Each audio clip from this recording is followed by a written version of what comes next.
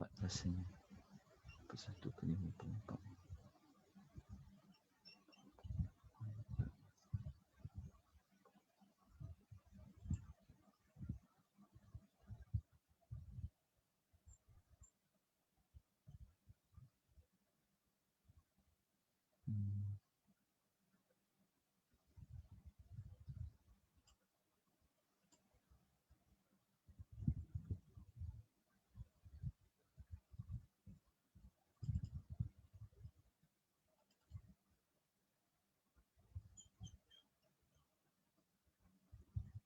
Baik, boleh dengar suara saya ya? InsyaAllah. Boleh Ustaz, boleh. Okey, kita mulakan mencari jawapannya.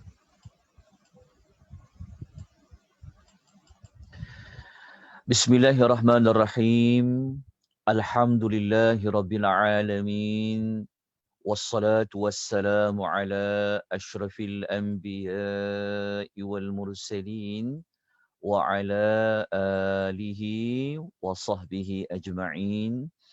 Asyhadu an la ilaha illallah wahdahu la syarika lah wa asyhadu anna Muhammadan abduhu wa rasuluhu. Allahumma salli wa sallim ala nabiyyina Muhammad wa ala alihi wa sahbihi wa man tabi'ahum bi ihsanin ila yaumiddin. Allahumma salli wa sallim ala nabiyyina Muhammad wa ala ali Muhammad kama sallaita ala Ibrahim wa ala ali Ibrahim wa barik ala Muhammad wa ala ali Muhammad kama barakta ala Ibrahim fil alamin innaka Hamidun Majid. Assalamualaikum warahmatullahi wabarakatuh. Waalaikumsalam warahmatullahi. Alhamdulillah, kita memuji Allah Subhanahu Wa Taala pada pagi Jumaat ini, seperti yang kita rancang. Allah Subhanahu Wa Taala memberikan keizinan kepada kita pada pagi ini untuk kita sama-sama membaca hadis-hadis Nabi sallallahu alaihi wasallam yang diletakkan, yang telah dipilih oleh Al-Imam An-Nawawi rahimahullahu ta'ala alaih di dalam kitab Riyadu As-Salihin. Kita pada pagi ini akan melanjutkan membaca beberapa lagi hadis Nabi sallallahu alaihi wasallam yang terletak pada tajuk keutamaan menangis. Dalam Riyadhus Salihin, keutamaan menangis ini ia berada pada bab yang ke-54. Bukan bab 51, tapi adalah bab nombor 54. Jadi sesiapa yang memiliki kitab Riyadhus Salihin, cuba cari pada tajuk keutamaan menangis. Dalam bab ini, dalam bab keutamaan menangis ini, ada 11 hadis yang telah diletakkan oleh Al-Imam Nawawi untuk kita baca hadis tersebut, untuk kita mengambil teladan daripada hadis tersebut. Yang mana hadis yang telah pun selesai kita membacanya adalah sebanyak 7 hadis. Maknanya masih lagi berbaki dalam 4 hadis. Hadis yang kita akan mulakan buat pertamanya pada pagi ini iaitu hadis yang bernombor 8 daripada ke-11 hadis muka surat nombor 10. Jadi saya mohon tuan-tuan dan puan-puan lihat nota yang telah pun diedarkan kepada tuan-tuan dan puan-puan. Jadi kalau ada masih lagi belum mendapatkan nota ataupun kalau ada kitab, lebih baik dia rujuk ke dalam kitab Riyadhus Salihin. Kalau tidak ada, memang perlu merujuk kepada nota. Walau bagaimanapun, sekalipun ada kitab, tetap kena mencatat beberapa maklumat tambahan. Kerana kitab Riyadhus Salihin yang ada di pasaran, ia adalah sekadar sebut hadis terjemahan. Tetapi pengajaran hadis tidak ada. Ada setengah kitab dia ada pengajaran hadis, ada setengahnya tidak ada. Jadi di dalam nota yang saya kongsikan kepada tuan-tuan dan puan-puan ini, pada setiap hadis akan ada di bawahnya pengajaran-pengajaran yang boleh kita ambil. Oleh demikian, memang perlu merujuk kepada nota yang diberikan. Baik, hadis yang ke-8 ini adalah hadis yang dikaitkan dengan kisah Abu Bakar As-Siddiq radhiyallahu anhu yang menangis. Kalau kita baca hadis nombor 7 pada minggu lepas, kisah Ummu Aiman yang menangis. Ya, ibu yang menjaga Nabi SAW, Nabi panggil dia ibu yang menangis, yang mana kita tahu cerita itu ketika mana Abu Bakar As-Siddiq dengan Umar Al-Khattab radhiyallahu anhuma pergi menziarah Ummu Aiman. Akhirnya ketiga-tiga insan ini menangis. Tetapi yang nombor 8 ni adalah kisah Abu Bakar yang menangis. Bagaimana dia menangis? Bila dia menangis, maka kita baca riwayat yang datangnya daripada Abdullah bin Umar radhiyallahu anhuma. Abdullah bin Umar ini adalah anak lelaki kepada Saidina Umar. Namanya adalah Abdullah. Abdullah bin Umar radhiyallahu anhuma, beliau menyampaikan kepada kita kisah lamma. Tengok tu pada terjemahan, tapi saya akan baca matan dia. Lamma ishtadda bi Rasulillah sallallahu alaihi wasallam waj'uhu. Ketika sakit yang dialami oleh Rasulullah sallallahu alaihi wasallam ini sudah semakin parah. Qila lahu fi salati. Maka Nabi sallallahu alaihi wasallam ditanya kepada dia, siapa yang akan mengimamkan salat? Kerana pada zaman Nabi sallallahu alaihi wasallam yang akan mengimamkan salat adalah Nabi sallallahu alaihi wasallam. Maka Nabi sallallahu alaihi wasallam dia mengatakan, saya dengar suara. Dia kata, muru Abu Bakrin falyusalli bin nas. Kalau kita baca dalam hadis tu, Nabi kata, muru Abu Bakrin falyusalli bin nasi. Nabi sallallahu alaihi wasallam mengatakan, suruhlah Abu Bakar untuk menjadi imam salat. Maka Aisyah radhiyallahu anha yang ada pada ketika itu, dia kata apa kepada Nabi sallallahu alaihi wasallam? Dia kata, inna Abu Bakrin rajulun raqiqun. Dia kata sesungguhnya Abu Bakar ni, dia adalah seorang yang sangat lembut hatinya. Dia kata raqiqun, maknanya hati dia tu lembut sangat. Idza qara'a ghalabahul buka. Dia kata Abu Bakar ni kalau dia baca je ayat Quran, pasti dia tidak akan dapat menahan tangisannya. Jadi inilah sebenarnya syahid ataupun dalil yang kita nak ambil kisah menangis. Yang mana Abu Bakar ni kata siapa? Ni kata anak dia sendiri, iaitu Aisyah radhiyallahu anha. Maknanya Aisyah ni dia kenal ayah dia. Yang ayah dia ni Abu Bakar As-Siddiq, kalau dia baca Quran dia akan menangis. Jadi kalau dia menangis, dia nak jadi imam, akan apa maksud Aisyah ni? Kita akan baca hadis nombor 2. Tapi apa kata Nabi sallallahu alaihi wasallam? Nabi kata, muruhu falyusalli fa'a wadathu. Nabi kata, Nabi tetap suruh dia jadi imam juga, kata Nabi. Suruh jadi imam salat.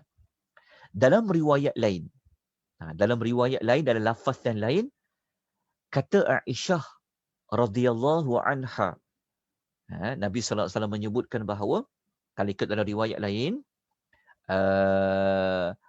Aisyah radhiyallahu anha mengatakan, sesungguhnya Abu Bakar ni, jika dia jadi imam, orang ramai tidak akan dapat mendengar bacaan Al-Qurannya kerana dia adalah seorang yang kuat menangis.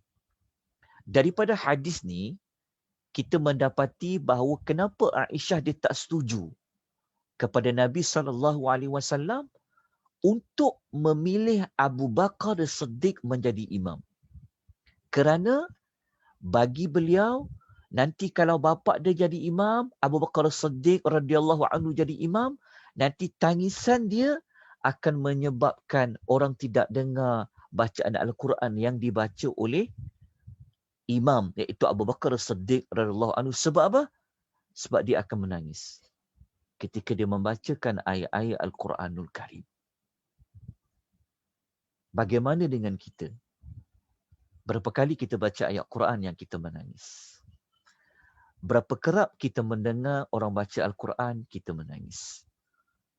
Jauh kita jika nak dibanding dengan orang-orang yang terdahulu.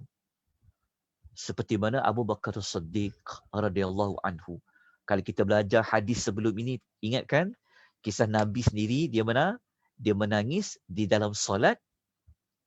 Seperti mana hadis yang kita pernah baca, hadis nombor 5 sebelum ni, yang Abdullah bin As-Sikhir, waktu dia nak pergi jumpa Nabi, dia dengar bunyi macam Nabi menangis. Itulah orang-orang yang terdahulu. Nangis mereka. Maknanya mereka faham dalam hati mereka ni ada akhirat. Dalam hati mereka ni ada Allah. Jadi moga-moga kisah-kisah ini boleh kita sama-sama manfaatkan, didik hati kita, lembutkan hati kita, khususnya ketika kita membaca Al-Quranul Karim. Kalau kita tak ada tempat lain yang menangis, ingat Allah, tapi sekurang-kurangnya di dalam salat, jika baca Al-Quran, kita belajar untuk kita menangis.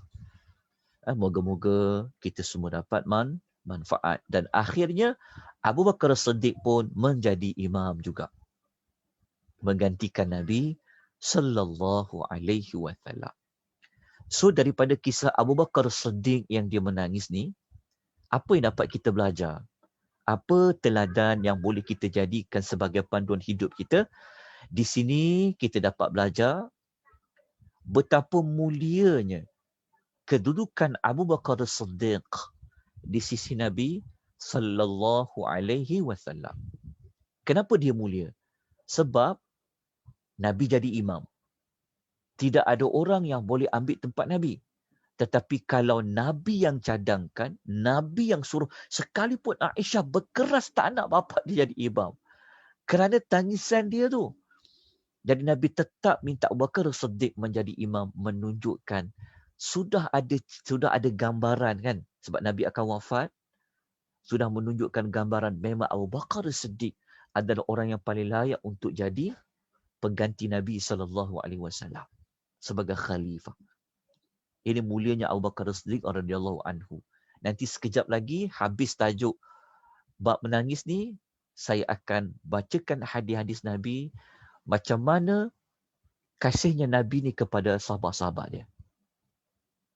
InsyaAllah nanti kita akan baca bagaimana mulianya Abu Bakar As-Siddiq radhiyallahu anhu.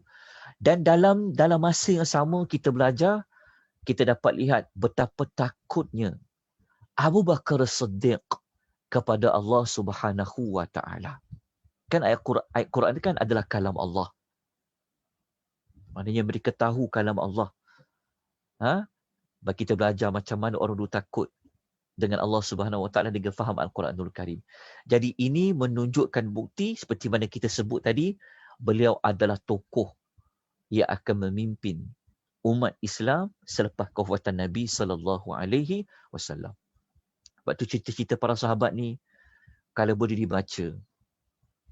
Kita baca kisah-kisah orang dulu. Apabila mereka mengenal Allah, kan, mereka mengenal arti akhirat, hidup yang sebenar, tengok bagaimana pengorbanan yang mereka buat untuk agama Allah. Kalau bukan disebabkan pengorbanan sahabat-sahabat ni, kan, kita pun tak akan dapat Islam sampai kepada kita. Tapi kenapa mereka boleh jadi macam tu? Berkorban hidup mereka, harta mereka. Sekejap lagi kita akan tengok ada satu sahabat. Kita akan kita baca lepas ni, yang dia korbankan hidup dia semata-mata untuk agama Allah. Nanti kita akan baca kisah dia. Yang kedua, di sini kita belajar, kita dianjurkan untuk melembutkan hati dan menangis ketika membaca Al-Quran. Ini memang kita kena buat ni. Kita kena cari juga jalan. Macam mana kita menangis? Cuba kita nangis, baca Al-Quranul Karim. Apabila kita menangis, dia tidaklah mengeluarkan kita daripada khusyuk di dalam solat. Yang ketiga, dibolehkan seorang imam untuk mewakilkan orang lain untuk menjadi imam di dalam solat berjamaah. Maksud dia apa? Maksud dia, kalau imam tu imam yang sebenar-benar, imam yang contohnya dia memang imam yang dilantik.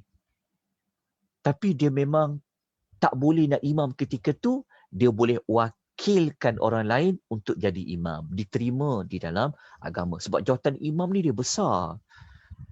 Jawatan imam ni, dia dalam solat ni, dia ada satu jawatan yang ada hukum hakam dia. Jadi tak boleh ambil tempat imam yang dilantik tu. Tapi imam tu, kalau dia tak boleh jadi imam, dia bolehlah wakilkan orang lain untuk menjadi imam. Baik. Yang nombor 4, nombor 5 ni, tuan-tuan kena padam. Kerana dia tidak berkaitan dengan apa yang kita belajar pada pagi ini. Ini adalah pengajaran yang lain. Okey, padam yang nombor 4 dengan nombor 5. Cukup 1, 2 dan 3. Baik, kita lanjutkan dengan hadis yang ke-9. Hadis yang ke-9 adalah hadis kisah tangisan Abdul Rahman bin Auf radhiyallahu anhu. Kenapa dia nangis? Jadi dalam buku hadis tuan-puan tu tulislah tajuk kecil tu supaya kita tahu, hadis nombor 9 ni kisah siapa yang menangis. Kalau tidak, kita kena baca hadis tu dulu baru tahu, sahabat ini. Tapi kalau letak siap-siap dekat atas hadis tu, kita tahu kisah Abdul Rahman bin Auf radhiyallahu anhu yang dia menangis. Siapa tak kenal Abdul Rahman bin Auf? Dia adalah seorang sahabat yang sangat kaya. Tetapi kita akan tengok, kenapa dia kaya? Kenapa dia menangis? Adakah dia menangis kerana dia tak ada harta? Tak, dia seorang yang kaya. Tapi kenapa dia menangis? Dia teringatkan siapa? Mari kita baca hadis ni. Kata anak dia, anak Abdul Rahman bin Auf ni, saya minta tolong padam, bukan Aufa ni, dia Auf ya, dia sampai Auf sahaja. Okey, Ibrahim bin Abdul Rahman bin Auf. Ibrahim ni adalah anak Abdul Rahman bin Auf. Ibrahim ni dia bukan sahabat Nabi. Sahabat Nabi bapa dia sahaja, iaitu Abdul Rahman bin Auf radhiyallahu anhu. Radhiyallahu anhu. Abdul Rahman bin Auf. Yang beriwayatkan hadis ni yang cerita tentang pak dia menangis, iaitu Abdul Rahman tu menangis, anak dia ni namanya adalah Ibrahim. Ibrahim ni dia adalah seorang tabi'in. Dia adalah seorang tabi'in. Jadi ayah dia tu yang sahabat Nabi SAW, namanya Abdul Rahman. Apa cerita sebenar-benarnya yang berlaku kepada Abdul Rahman bin Auf radhiyallahu anhu? Okey, tuan-tuan lihat terus kepada hadis Nabi SAW. Saya bacakan matan hadis tu. Kata Ibrahim bin Abdul Rahman bin Auf radhiyallahu anhu, anna Abdul Rahman ibni Aufin utiya bi ta'amin. Satu ketika Abdul Rahman bin Auf ni dihidangkan dia makanan, dibawa kepada dia makanan. Kenapa dibawa dia kepada dia makanan? Sebenarnya makanan tu, hadis tu kata, wa kana sha'iman. Yang mana ketika itu dia sedang berpuasa. Maknanya dia dihidang untuk jamuan berbuka puasa. Dibawa kepadanya makanan. Kerana ketika tu dia berpuasa. Maknanya untuk berbuka puasa lah.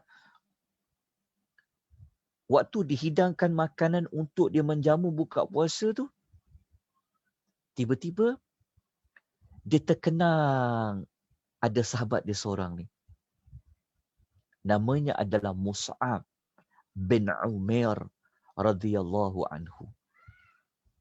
Dia kata, Abdul Rahman bin Auf ni dia yang cakap. Dia kata qutila Mus'ab bin Umairin. Dia telah berkata tu maknanya Abdul Rahman. Dia telah berkata Mus'ab bin Umair radhiyallahu anhu telah terbunuh. Telah terbunuh ni maksudnya dia mati syahid. Tuan tulis dekat nota ataupun di kitab, Mus'ab bin Umair ni dia terbunuh semasa perang Uhud. Mus'ab bin Umair dia syahid, dia mati syahid ketika perang Uhud. Mus'ab bin Umair dia pernah ikut Nabi dalam perang Badar. Perang Badar dan perang Uhud pun dia pergi. Tapi ketika itu dia mati syahid. Mus'ab bin Umair ni, kalau tuan-tuan belajar sejarah, dia di antara orang yang awal-awal berhijrah daripada Mekah ke bumi Madinah. Ada riwayat dalam Sahih Al-Bukhari. Riwayat daripada Abdullah bin Barra. Abdullah bin Al-Barra. Al-Barra bin Azib. Maafkan saya. Al-Barra bin Azib radhiyallahu anhu, dia yang cerita. Dia kata yang mula-mula sampai kat bumi Madinah yang hijrah adalah Mus'ab bin Umair, dia kata. Abdullah Umi Maktum, dia kata. Jadi, masa Mus'ab bin Umair dia mati terbunuh di perang Uhud, maka kata Abdul Rahman, huwa khairun minni. Dia ni seorang yang lebih baik daripadaku. Tuan-tuan, kalau kita belajar sejarah para sahabat, antara Abdul Rahman bin Auf dengan Mus'ab bin Umair, Abdul Rahman bin Auf ni sebenarnya dia lagi mulia daripada Mus'ab bin Umair. Mulia ni maksudnya, Abdul Rahman bin Auf ni mulia dia kenapa? Kerana Abdul Rahman bin Auf merupakan salah seorang sahabat yang disebut jelas-jelas di antara 10 sahabat yang dijanjikan syurga. Abdul Rahman bin Auf ni 10 di antara 10 sahabat yang dijanjikan syurga oleh Allah Subhanahu wa taala. Salah seorangnya adalah Abdul Rahman bin Auf.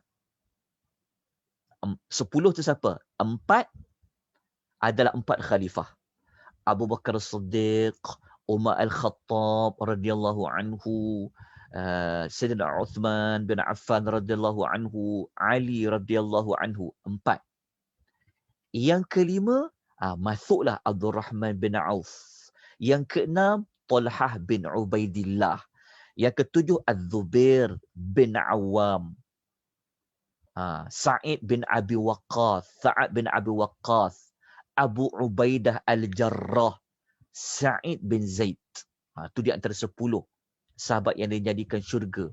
Tetapi kenapa Abdul Rahman bin Auf, dia ketika dia teringat Mus'ab bin Umair yang mati syahid di perang Uhud, dia kata beliau seorang yang lebih baik dari aku. Masa tu makanan ada di depan dia. Dia tak makan lagi. Tapi ketika dia nak makan tu, dia terkenang sahabat dia ni, Mus'ab bin Umair. Dia terkenang ketika Mus'ab bin Umair mati syahid perang Uhud.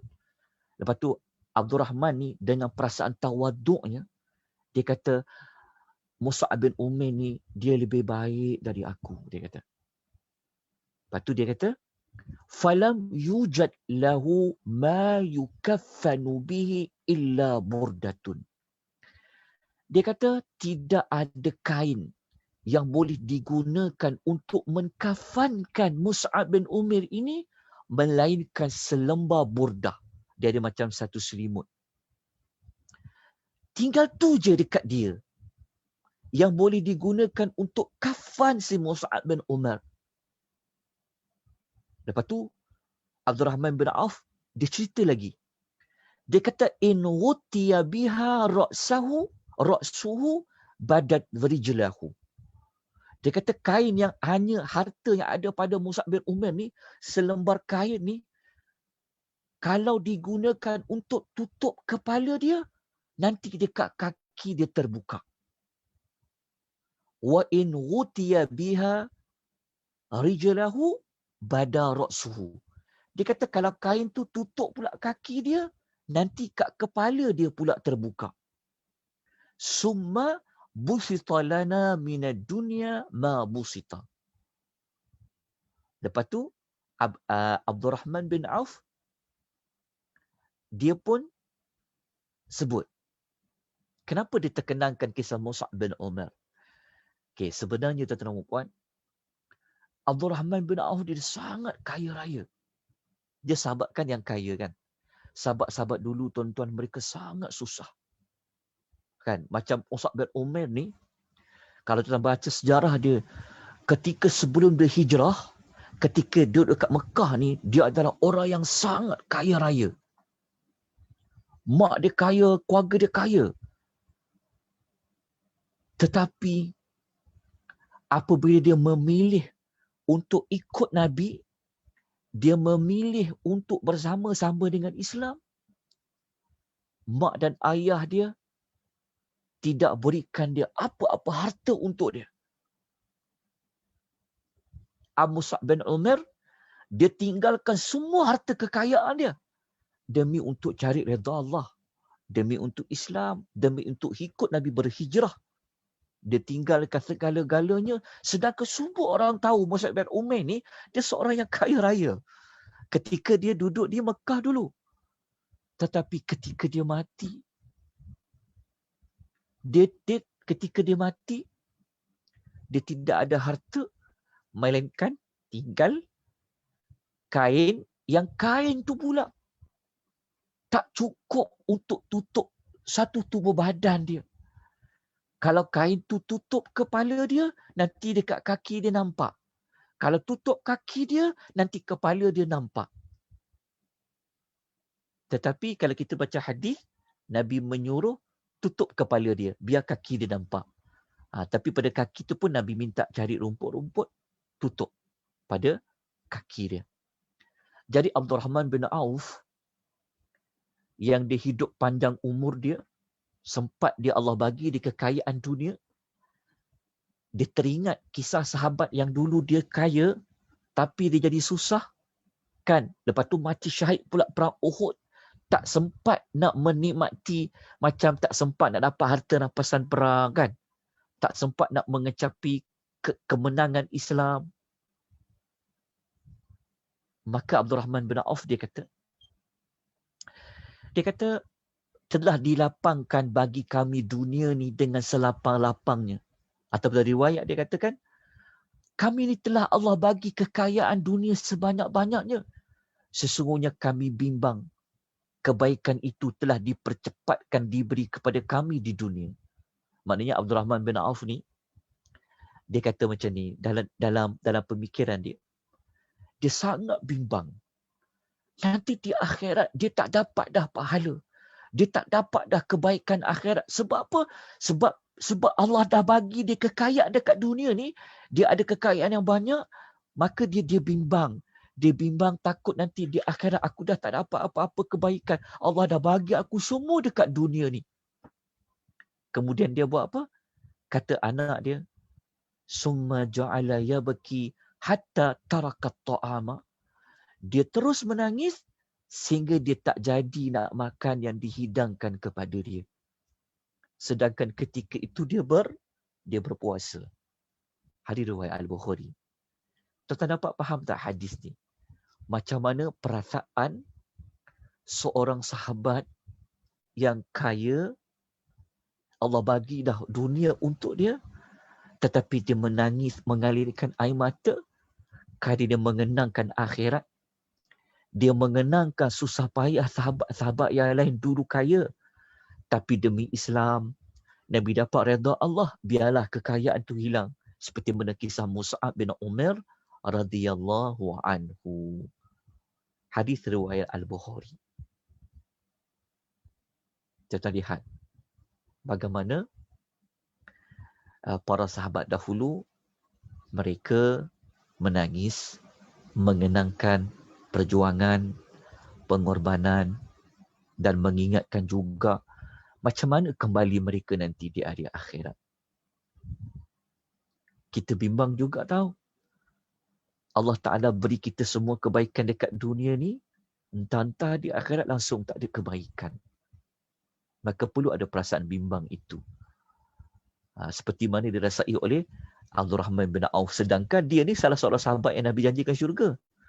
Tetapi kita belajarlah daripada para sahabat yang saleh ini.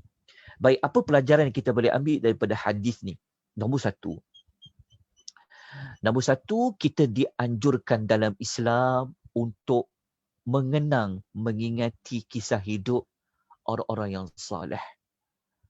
Orang-orang yang zuhud. Supaya kita tidak banyak bergantung kepada dunia semata-mata.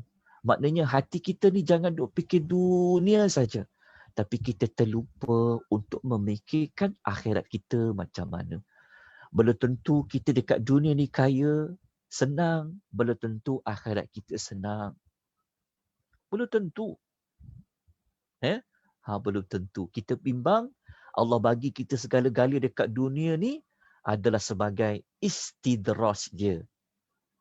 Kita bimbang juga. Okay? Jadi, cara dia, kita baca kisah-kisah sahabat-sahabat ni, berkorban untuk agama. Moga-moga kita dapat banyak manfaat.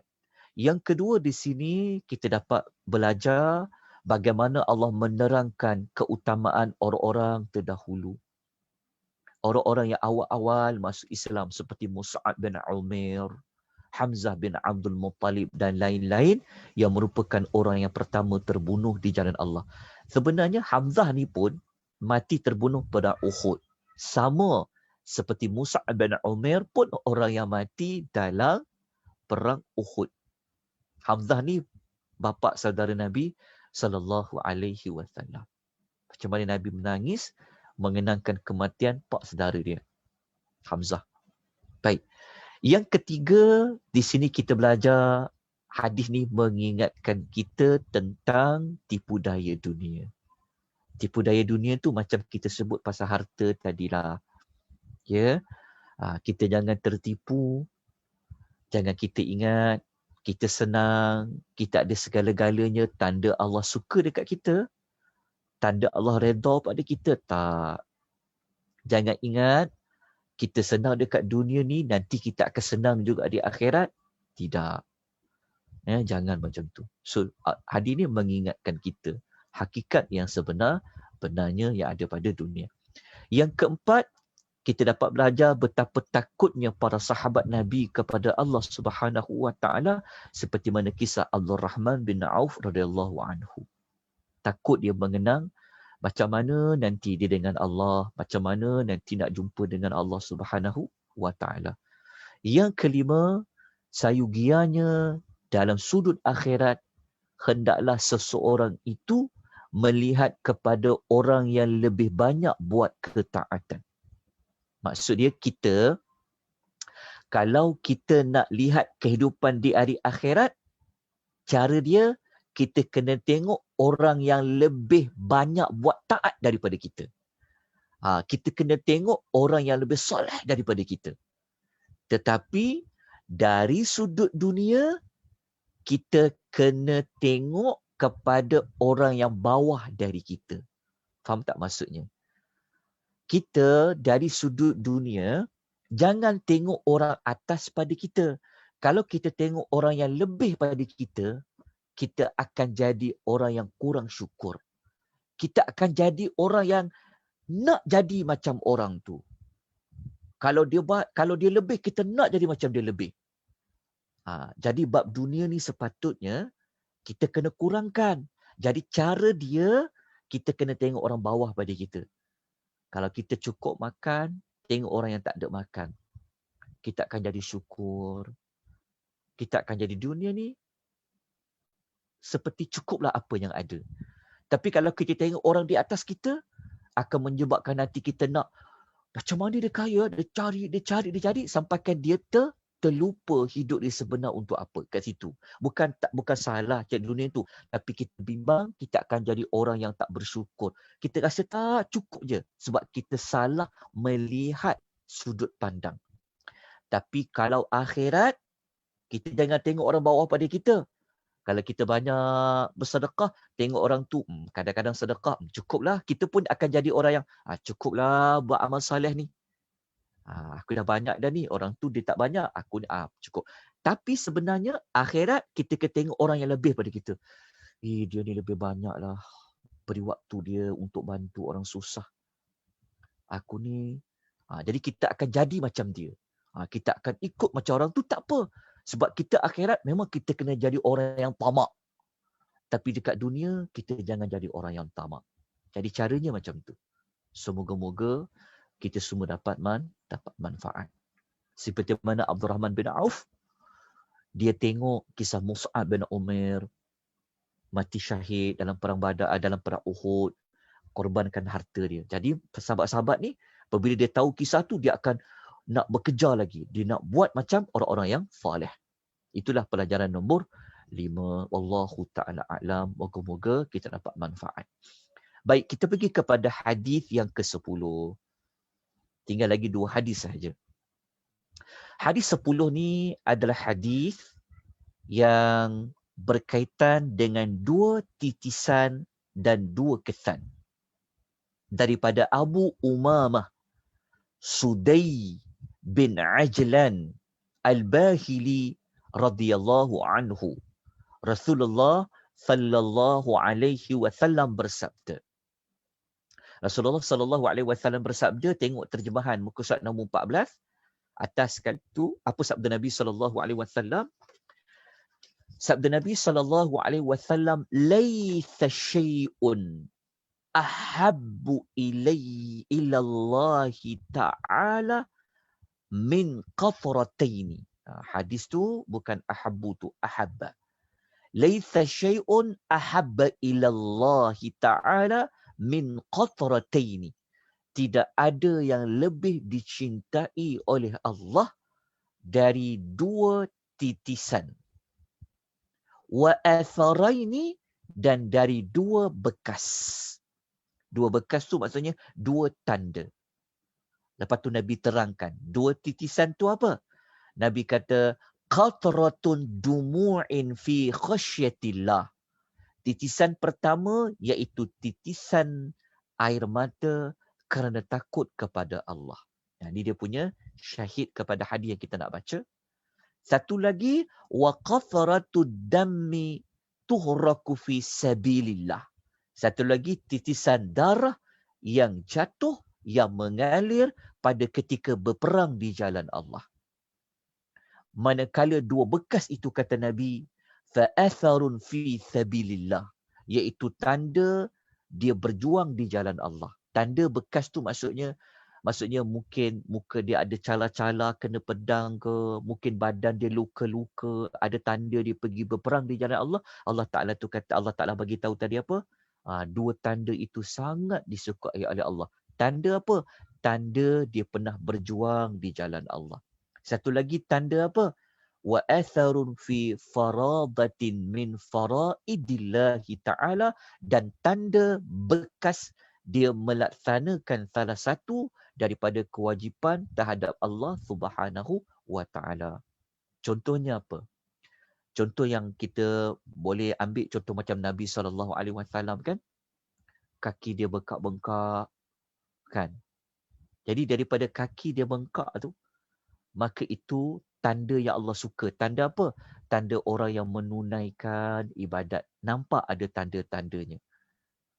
Jadi tanda yang macam tu Allah Ta'ala suka. Merupakan sesuatu yang Allah Ta'ala suka. Termasuklah 2 titisan. Jadi di sinilah yang kita nak ambil dalil dia. Kelebihan menangis. Maka Allah Ta'ala suka titisan air mata kita yang mengalir daripada mata kita. Allah sangat suka tu. Hadis tu kata apa? Tidak ada yang lebih dicintai, disukai oleh Allah melainkan 2 titisan dan 2 tanda. Okey. Mari kita lihat apa pengajaran hadis ni yang boleh kita amalkan selepas kita habis majlis ilmu ini. Yang pertama, di sini kita belajar keutamaan menangis kerana takut kepada Allah yang maha tinggi, kerana tangisan itu merupakan bukti beriman dia kepada Allah Subhanahu wa ta'ala. Okey, ni keutamaan menangis kerana takut pada Allah. Yang kedua, keutamaan berjihad dan pahala orang yang terluka, darah dia keluar ketika berjuang di jalan Allah sehingga yang tersisa padanya hanyalah bekas lukanya. Yang ketiga, keutamaan bertaqarrub, iaitu mendekatkan diri kepada Allah dengan perkara-perkara yang telah diwajibkan kepada hamba-Nya dan berusaha untuk melaksanakannya seperti yang diperintahkan oleh Allah. Sebab apa? Sebab hadis tu kata tadi kan, di antara tanda yang Allah lebih cintai iaitu ada tanda dia menunaikan kewajipan-kewajipan yang telah diperintahkan oleh Allah. Maknanya hadis tu sebenarnya mengajak kita semua supaya kita menunaikan kewajipan yang telah Allah tetapkan kepada para hamba-Nya. Wallahu ta'ala alam. Jadi kita terus pergi kepada yang terakhir sekali untuk bab ke-54 ini, iaitu tangisan para sahabat Nabi sallallahu alaihi wasallam. Kenapa?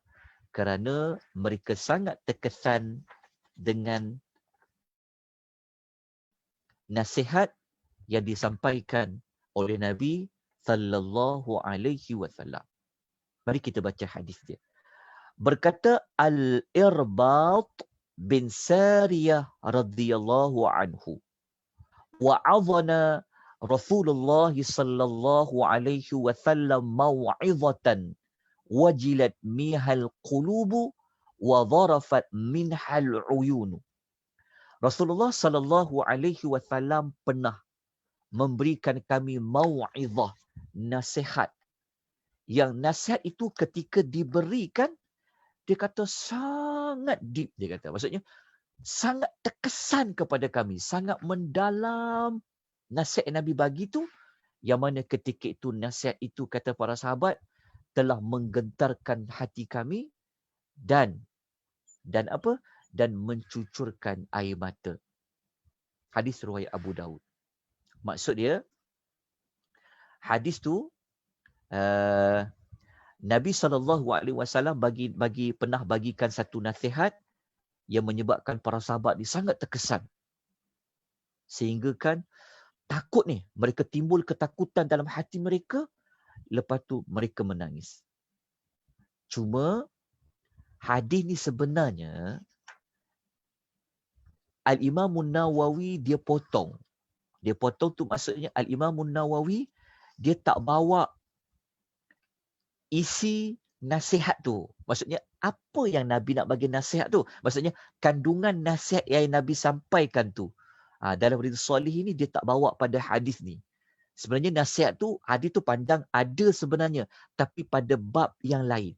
Tapi ketika bab ni, Al-Imam Nawawi dia ambil pada potongan hadis yang sahabat ni mereka terkesan ketika Nabi bagi nasihat tu. Cuma kita tak dapat maklumat nasihat apa yang menyebabkan sahabat jadi takut, hati mereka rasa gentar, lepas tu mereka menangis. Jadi kalau tuan-tuan nak tahu nasihat dia, saya sebutkan apa yang Nabi telah sampaikan kepada para sahabat, dia punya konten, maksudnya apa yang Nabi bagi nasihat tu. Okey. Sebelum kita pergi kepada pengajaran hadis dia. Okey, nasihat tu sebenarnya Nabi SAW bersabda, Nabi pesan macam ni. Dengar baik-baik hadis ni, kerana hadis ni telah terbukti berlaku. Hadis yang Nabi sampaikan kepada sahabat ni, yang menyebabkan sahabat menjadi takut, sehingga sahabat menangis, kerana hadis ni adalah hadis yang menunjukkan tentang apa yang akan berlaku selepas Nabi wafat. Hadis ni sabda Nabi SAW. Saya sebutkan hadis tu. Nabi SAW bersabda, usikum bitaqwallahi wath-tham'i wat-ta'ah. Nabi kata, aku nak wasiatkan kepada kamu. Maknanya Nabi nak kata, aku nak pesan kepada kamu semua ni, supaya bertakwalah kepada Allah. Dan kamu semua kena selalu dengar dan kamu semua kena selalu taat. Nabi suruh dengar cakap siapa? Taat cakap siapa? Wa inna abdun habasyiyun. Sebenarnya Nabi suruh dengar dan taat kepada pemerintah. Nabi kata, tengok Nabi pesan. Nabi kata, aku nak pesan kepada kamu ni baik-baik. Kamu kena bertakwa kepada Allah, kamu kena dengar, kamu kena taat kepada mana-mana pemerintah sekalipun dia adalah hamba Habsyi. Maksudnya zaman Nabi tu, Nabi dah tahu dah. Akhir zaman ni, macam mana manusia dengan orang yang pemerintah dia. Tapi Nabi pesan, dengar, taat, ikut, sekalipun dia akan jadi ketua bagi kamu ini, kalau dia hamba sekalipun, kalau dia orang berkulit hitam macam orang Habsyi sekalipun, korang kena taat. Tapi apa yang berlaku sekarang? Kita tengok dunia sekarang. Cukuplah dengan Malaysia sendiri. Kan kita tengok. Apa jadi pada rakyat? Habis hadis-hadis Nabi kita tinggal. Ada satu bab tau. Dalam Riyadhus Salihin, bab mentaati pemerintah. Selagi dia tak ajak kita buat maksiat, Nabi pesan, dengar dan taat. Cuba kita tengok apa yang berlaku sekarang. Kan, tengok apa yang rakyat buat. Apa yang orang buat dengan pemerintah. Buat tentang isu parti tak? Kita ikut Nabi. Kita tak ikut parti. Kita tak ikut mana-mana grup. Kita tak ikut mana-mana kumpulan. Siapa naik jadi pemerintah, sekalipun dia tu hamba, Nabi kata, as-sam'u wa ta'ah. Tapi kita tak ikut sunnah Nabi. Kita tak ikut petunjuk Nabi. Ini yang jadi masalah dia. Lepas tu, kita baca lagi. Nabi cakap apa lagi tentang hadis ni? Nabi kata, فَإِنَّهُ مَنْ يَعْشِ مِنْكُمْ. Nabi kata, sesiapa yang dia panjang umur, dia akan hidup selepas aku, kata Nabi, yara ikhtilafan kathira. Dia akan tengok banyak perselisihan yang berlaku, kata Nabi. Banyak perpecahan nanti akan berlaku, kata Nabi. Lepas tu Nabi kata, wa iyyakum wa muhdatsatil umur. Nabi kata, nanti siapa yang hidup selepas aku, dia panjang umur lagi, dia akan nampak zaman itu, zaman manusia ini berselisih. Nabi kata, ketika itu, hendaklah kamu jauhi perkara-perkara yang ditokok tambah di dalam agama. Itu yang selalu kita jumpa, kita selalu jumpa tentang istilah bid'ah tu. Macam-macam orang buat dalam agama. Yang tak dibuat di zaman Nabi, yang tak dibuat di zaman salafus salih, tetapi zaman kita ada. Yang dibuat pula di zaman Nabi ditinggalkan. Lepas tu, Nabi suruh buat apa? Nabi kata, fa'alaihi bisunnati wa sunnati al-khulafa ar-rashidin al-mahdiyyin. Nabi kata, kalau dia sampai pada zaman tu, Nabi kata, hendaklah dia berpegang teguh dengan sunnah yang dibawa oleh 4 khalifah ini, yang telah diberikan petunjuk oleh Allah. Lepas tu Nabi kata pegang macam mana? Nabi kata adu alaiha bin nawajis. Nabi kata gigit. Nabi kata, maksudnya Nabi nak suruh pegang ikut macam mana sahabat-sahabat yang 4 ni, cara hidup mereka, cara ibadat mereka.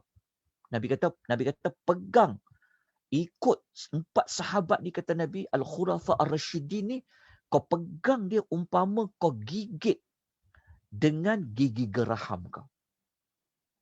Nabi kata. Jadi hadis ni menunjukkan bahawa hadis ni sebenarnya menakutkan para sahabat. Nanti akan berlaku perselisihan. Kan kita tengok kan, macam-macam orang Islam ni ada macam-macam perpecahan. Dekat tengok kan. Terbukti sebenarnya apa yang telah pun Nabi sebutkan kepada kita. Kan? Tengok pemerintah sekarang. Tengok rakyat. Tuan-tuan, sebab tu dalam hidup ni, kita jangan kita ikut orang. Kita ikut apa yang Nabi pesan pada kita. Apa yang Allah bagi tahu pada kita. Sebab tu masalahnya kita ikut apa yang kita suka. Aku suka ke orang ni, aku ikut dia. Apa aku tak suka, aku bangkang dia. Sedangkan dalam agama Nabi ajar, pemerintah taat pada dia.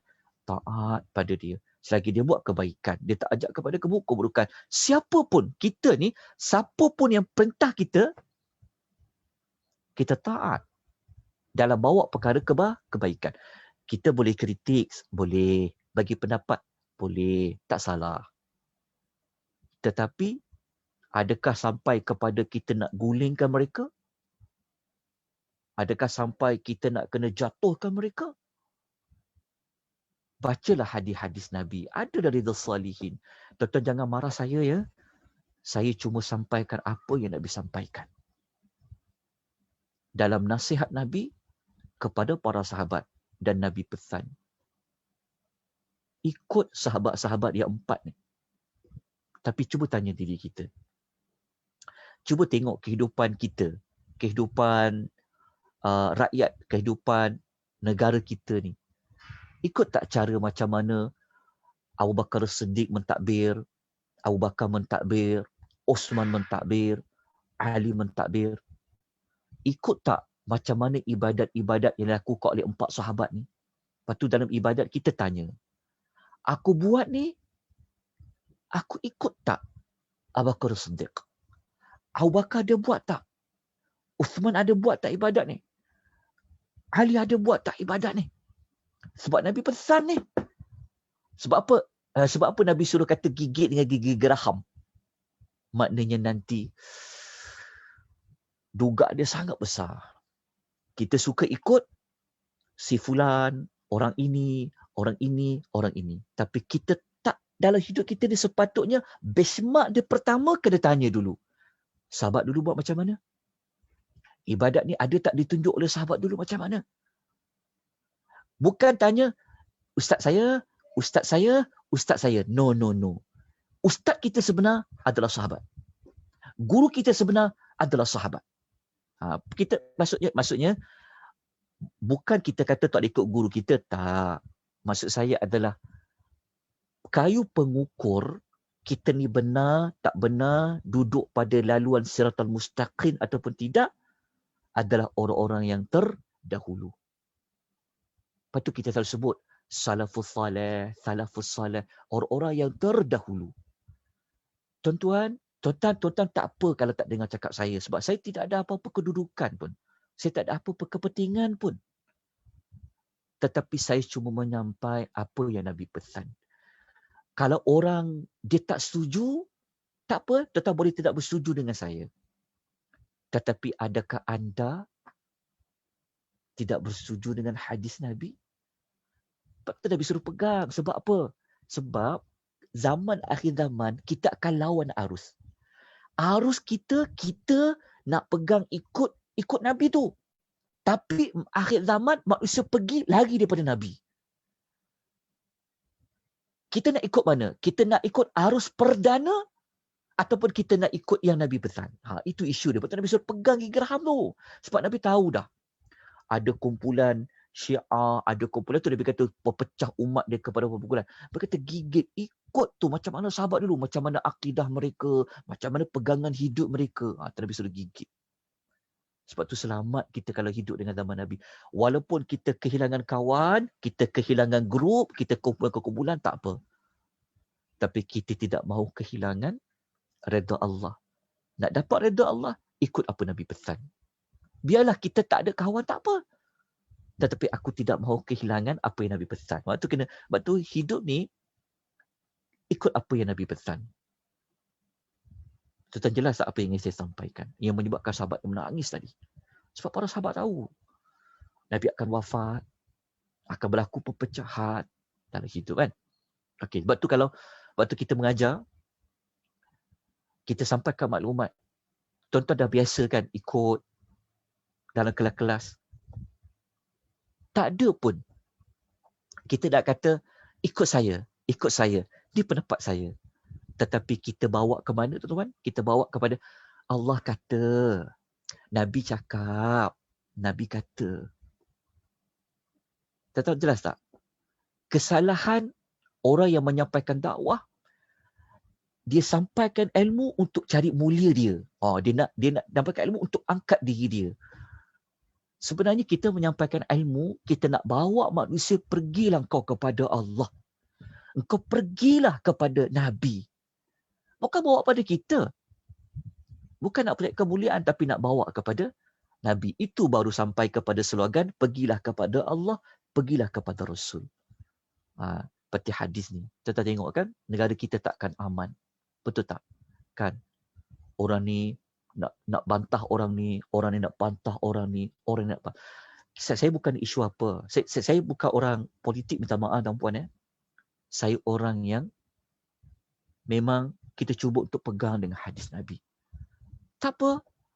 Kalau kita tak ada, kalau kita kehilangan kawan, aku tak nak kawan dengan kau, kau tak satu kepala dengan kami. Tak apa, aku sekepala dengan Nabi SAW. Aku sekepala dengan 4 sahabat. Itu kena pegang. Nabi suruh gigit dengan geraham tu. Tuan baca ada di Nabi banyak. Tuan jelas apa yang ingin saya sampaikan pada pagi ini. Maka apa pengajaran hadis ni? Pertama, kita dia belajar dan kita dapat belajar dituntut untuk menyampaikan nasihat secara jelas dan memberikan kesan. Yang kedua, Rasulullah itu dia kalau dia bercakap, ungkapan yang singkat tetapi padat maknanya. Baik tuan-tuan dan puan-puan. Kita habis alhamdulillah 11 hadis dalam bab keutamaan menangis. Saya nak kongsikan untuk kuatkan maklumat ni. Saya nak kongsikan kepada tuan-tuan dan puan-puan tentang kelebihan 4 sahabat. Nota ni nanti saya bagi. Nanti saya bagi nota kelebihan para sahabat. Baca elok-elok. Tanya diri. Tepuk dada tanya iman. Nak ikut siapa? Nak ikut cara hidup siapa? Nak ikut ibadat macam siapa? Nak ikut ibadat macam orang ramai buat tapi tak sama macam para sahabat ke? Ataupun macam mana? Tanya diri. Baca hadis ni.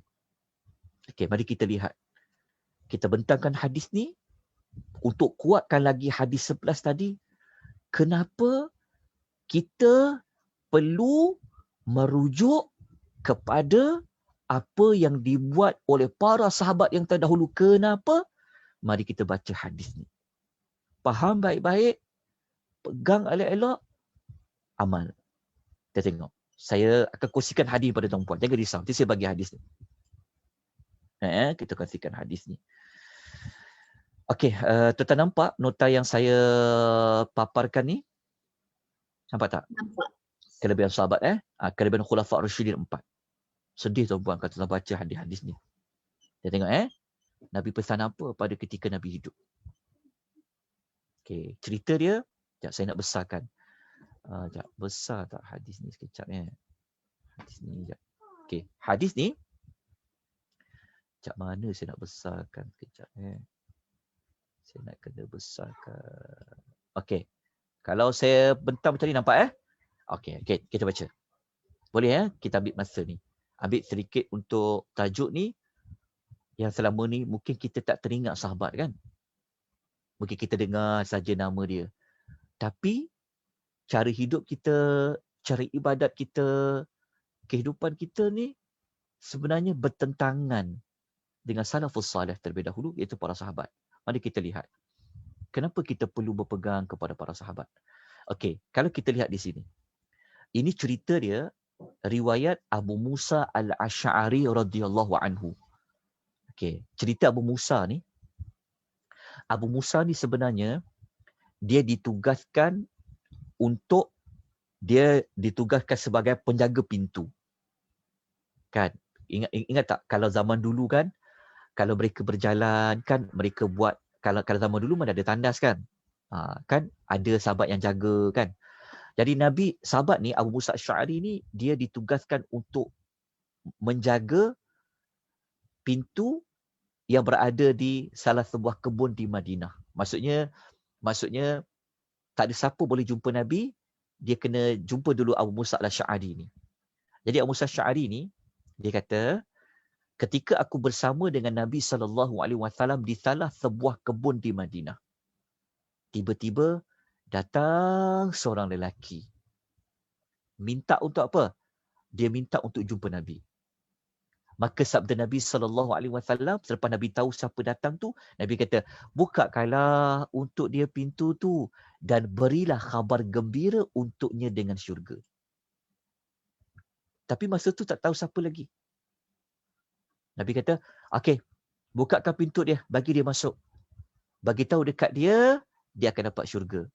Kata Abu Musa, aku pun buka pintu untuk dia, aku buka, didapati, Masya Allah, dia adalah Abu Bakar. Lepas tu, aku sampaikanlah apa yang diucapkan oleh Nabi SAW. Lalu Abu Bakar memuji Allah.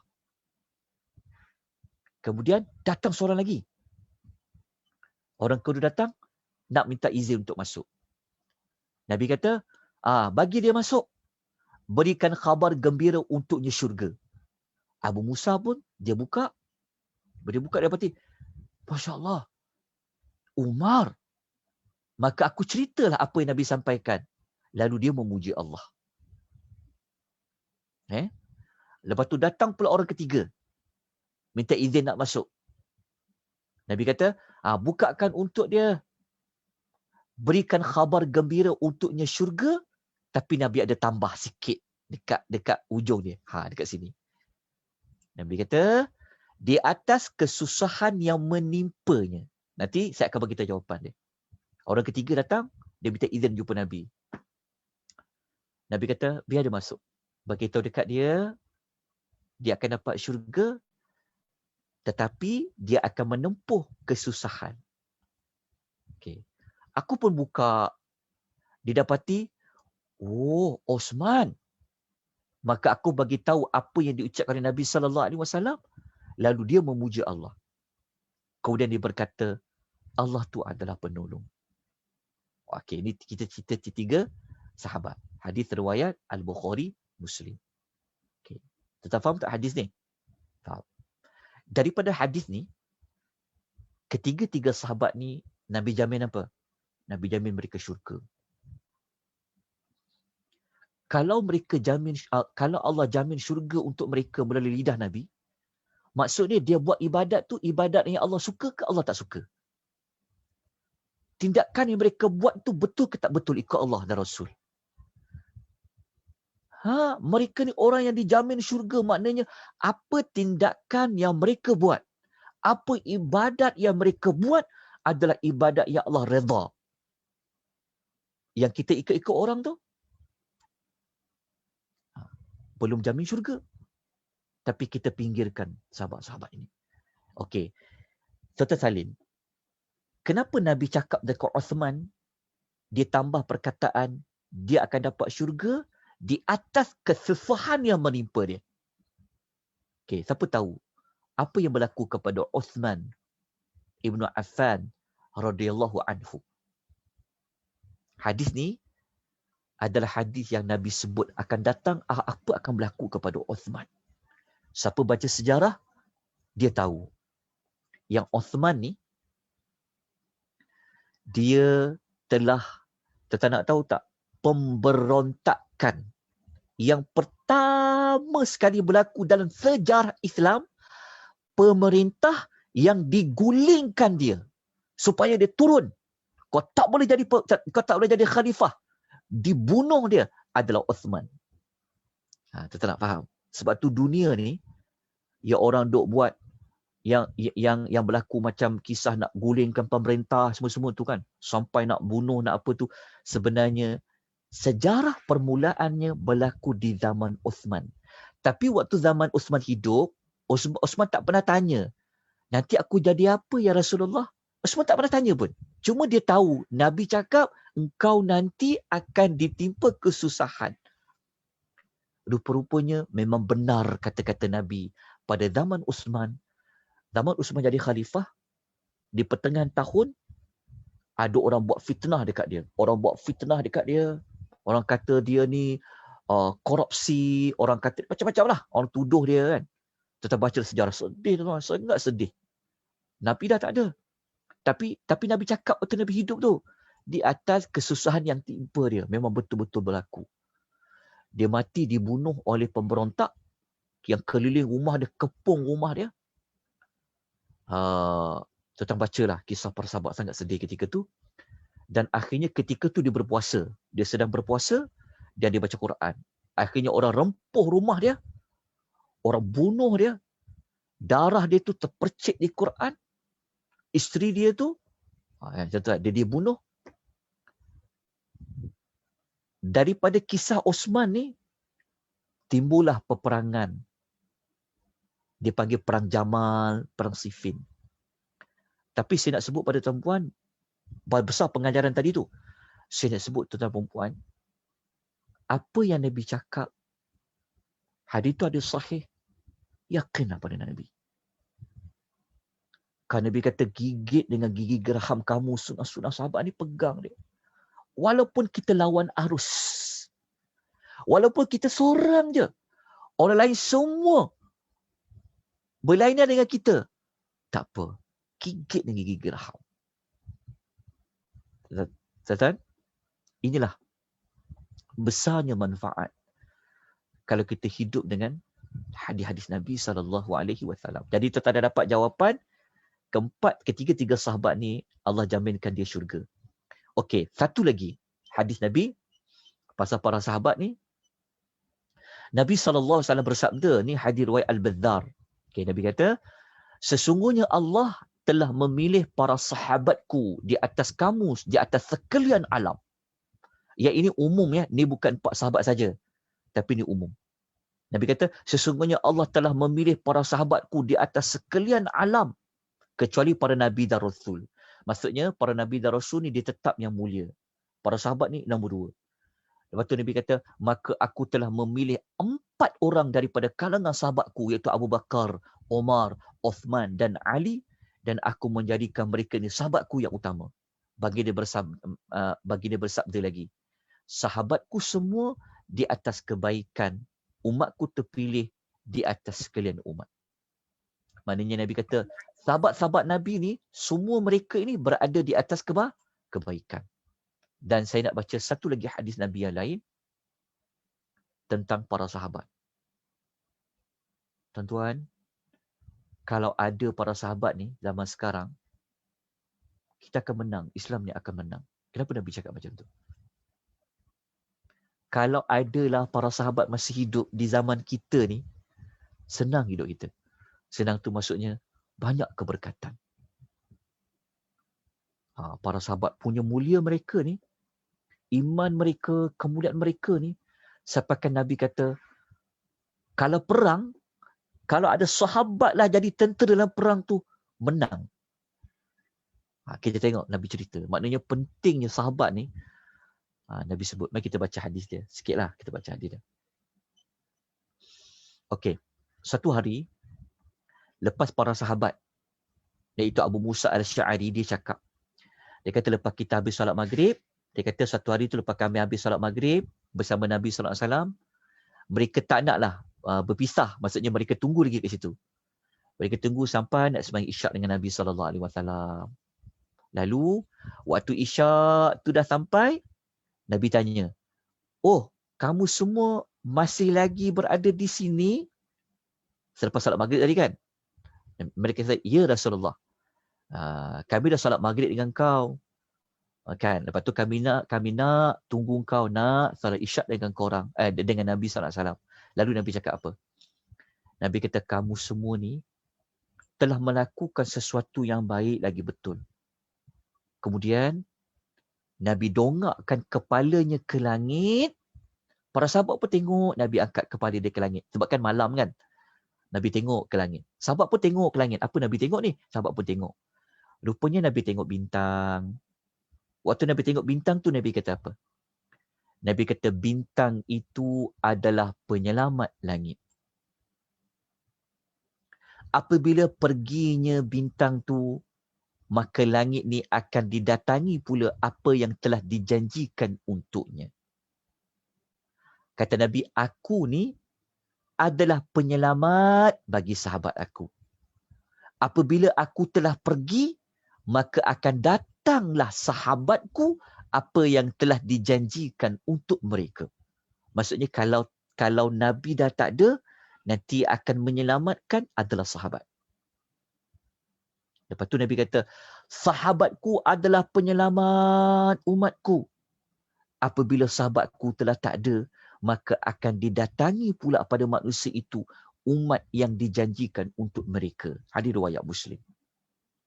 Maknanya, kalau Nabi dah tak ada, masih ada sahabat. Kalau sahabat dah tak ada, nanti akan ada generasi yang ganti sahabat yang akan menyelamatkan umat. Siapa dia? Kita kena baca satu lagi hadis di bawah. Maknanya sahabat ni, dia penyelamat umat. Tapi sahabat dah tak ada. Tinggal siapa? Okay, kita baca hadis satu lagi. Okey, kita tengok dulu. Apa maksud penyelamat bagi sahabatku? Maksudnya, zaman sahabat boleh terselamat sebab ada Nabi.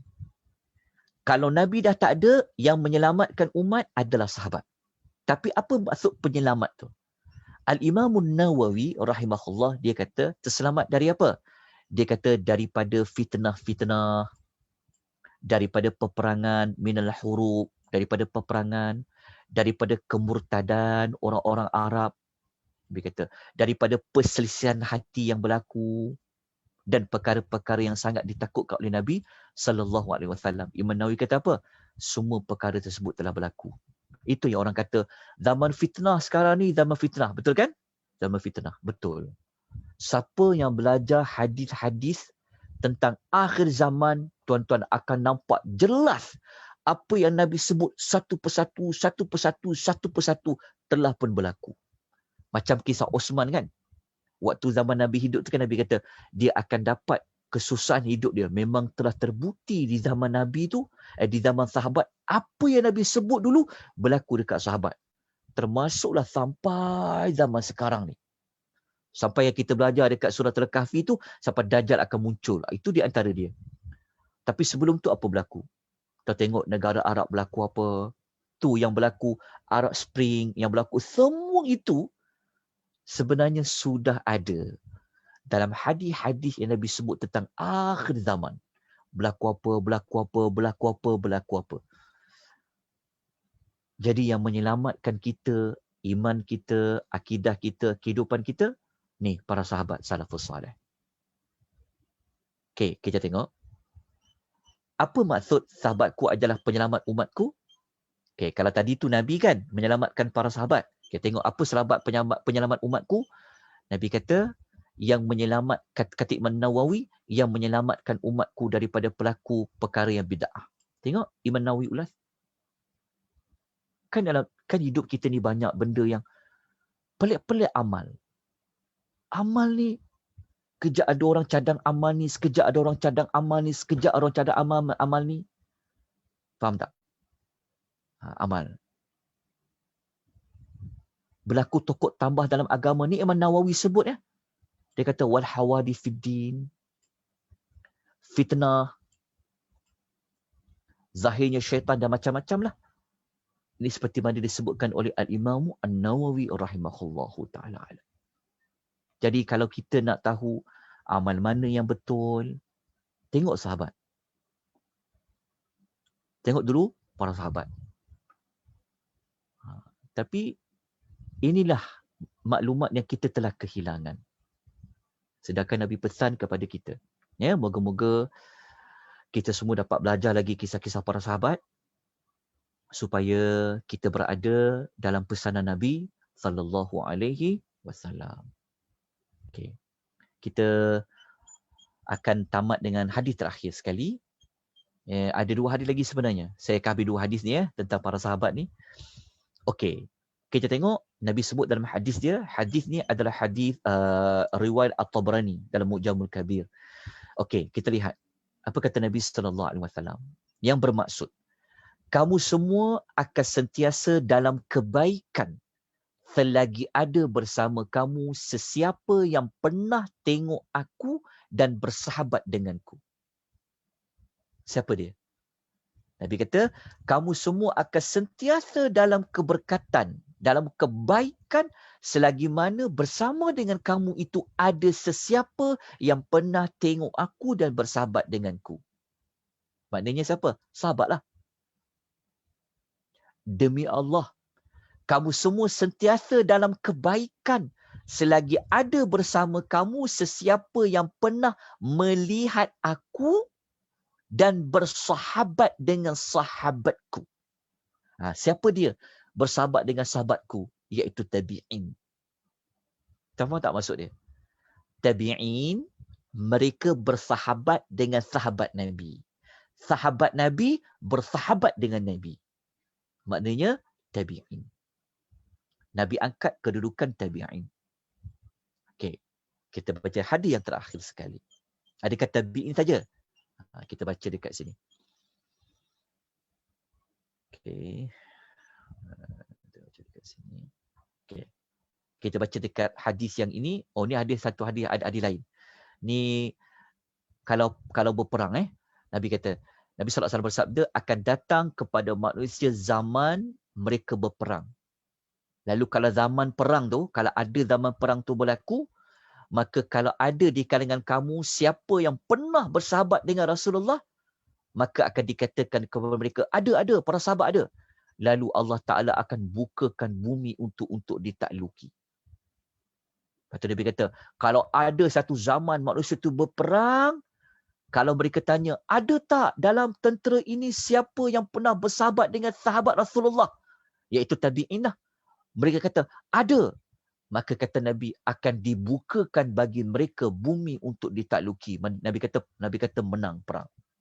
Lepas tu Nabi kata lagi, kalau sampai satu zaman itu zaman perang, kalau ada di kalangan kamu siapa yang bersahabat dengan sahabat, siapa yang bersahabat dengan orang yang bersahabat dengan sahabat Rasulullah, lalu dia akan menang. Siapa dia? Atba'ut tabi'in. Tetap faham tak maksud dia? Orang yang bersahabat dengan Nabi, dia panggil sahabat. Orang yang bersahabat dengan sahabat Nabi, dia panggil tabi'in. Orang yang bersahabat dengan orang yang pernah bersahabat dengan para sahabat, dia panggil atba'ut tabi'in. Tak faham tak maksudnya? Itu dia panggil istilah sahabat, tabi'in dan atba'ut tabi'in. Nabi intirah sampai situ je. Ni generasi apa? Nabi kata mereka ni adalah generasi yang terbaik. Nabi sebut dalam hadis riwayat Bukhari, sabda Nabi SAW, khairul qarni thumma alladhi yalunahum thumma alladhi yalunahum. Nabi kata mereka yang terbaik ni siapa? Nabi kata adalah orang pada kurunku. Kurunku siapa? Kurun para sahabat. Kemudian kurun mana terbaik yang datang selepas kurun itu? Iaitu selepas kurun para sahabat, kurun para tabi'in. Lepas tu kurun siapa? Kurun yang mereka yang datang selepas kurun tabi'in tu. Sampai tu je Nabi cakap. Nampak tak? Nabi kata, Allah tanya, Ya Rasulullah, siapa golongan manusia terbaik? Nabi kata, kurun aku. Itu kurun para sahabat lah.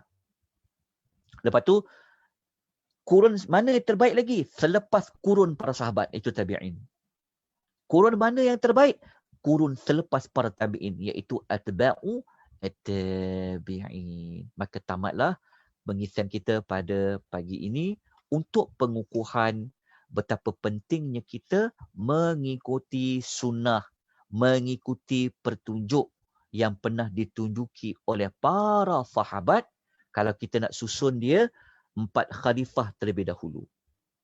Lepas tu baru sahabat-sahabat yang lain, barulah tabi'in, barulah atba'ut tabi'in. Oleh demikian, cuba tanya dalam diri kita. Cuba kita tengok amal-amal yang kita lakukan. Cuba kita bandingkan ibadat-ibadat kita yang kita lakukan ini. Ada tak dicontohi oleh orang-orang yang terdahulu? Mereka ini adalah kumpulan yang Allah, yang Nabi SAW menjamin ada kebaikan. Zaman kita Nabi tak jamin ada kebaikan. Tak jamin. Zaman awal-awal. Sebab tu selalu sebut salafus salih. Salafus salih tu maknanya orang-orang yang tak awal-awal, orang yang duduk pada kurun-kurun yang awal. Jadi moga-moga kita sentiasa hidup kita di atas petunjuk Nabi SAW, di atas petunjuk kehidupan para sahabat, termasuklah para tabi'in dan juga atba'u at-tabi'in. Maka kita tamatkan di sini, insya-Allah pada minggu depan kita akan masuk kepada bab 51. Okey, tolong cari bab 51. Bab ni saya tunjukkan ya sebelum kita tamatkan. Ni. Kita cari bab ni. Ni bab untuk minggu depan ya.